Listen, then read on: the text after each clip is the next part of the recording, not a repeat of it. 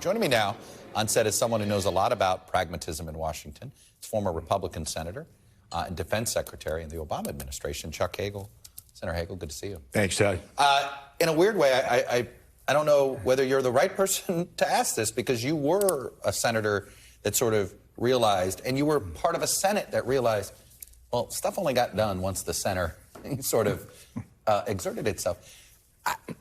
Right now, the center has been totally, I think, gutted right now. Even maybe just gutted rhetorically, but it's been gutted in that building over there next door to us.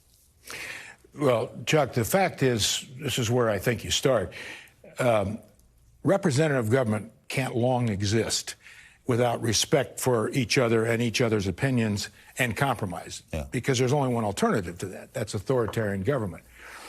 And so that's why, when you look at the larger picture here, this is why, aside from the specific problems and issues, the seriousness of those, this is so dangerous, because this has been continuing and it's getting worse and worse. And each side responds to, no, we're not going to help the other side. You just heard her reporting. Yep. Kevin McCarthy doesn't want to have to muscle through a Title 42 bill, because that might help the administration. Help the other side. You know, the Biden administration doesn't want to negotiate with McCarthy. It might give him a win.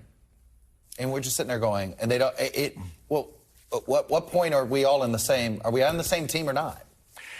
One of the things that I would say occasionally when I was in the Senate and give a speech on the Senate floor, I'd remind my colleagues, all my colleagues, that we each took an oath of office when we got here.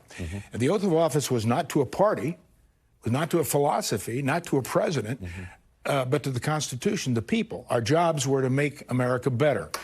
Take a look at the problems, see if we can fix the problems. That means coming together.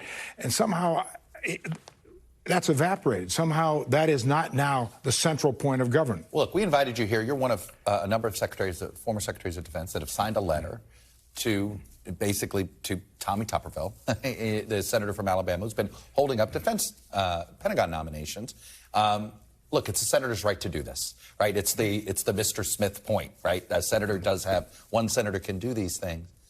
You know, 10 years ago, if a bunch of Secretary of Defense did that, problem solved within a day or two. I'm curious, have you been surprised at how little impact you guys have had? Well, that letter was sent out yesterday, so we'll wait and see. We'll see. Yeah. I'll give it some time. Yeah, but you get my larger point here. I get it. And to really think about what this means, when you're holding, one senator is holding all flag general officer nominees, almost 200, and 80 of them are 3- and 4-star generals and admirals, and we're locked into, we can't move on new commanders, a new chairman, new chiefs, until those are confirmed. The realization of the impact of that and the danger of that, it's astounding to me that the senators have not understood how dangerous this is.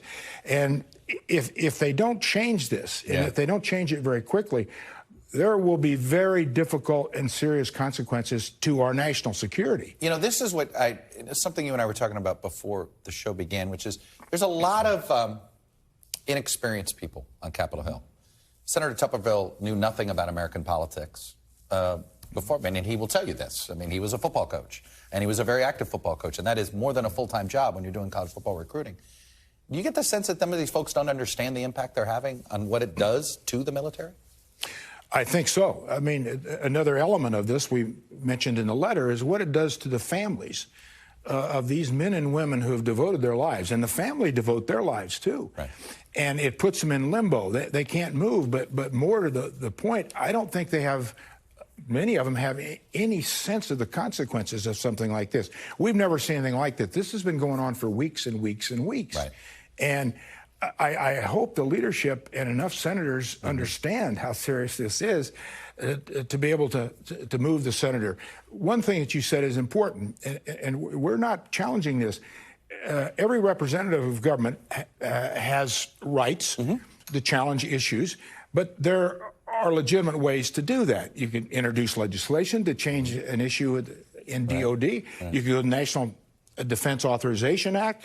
You can hold hearings, a lot of ways, but not take our military leaders hostage. That's what they're doing. Right. They're taking a political hostage to what you want for your one parochial small issue.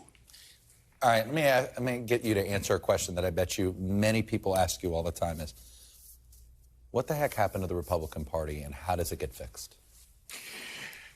I do get to that question, and I saw this coming years ago. I got elected to the Senate in 1996.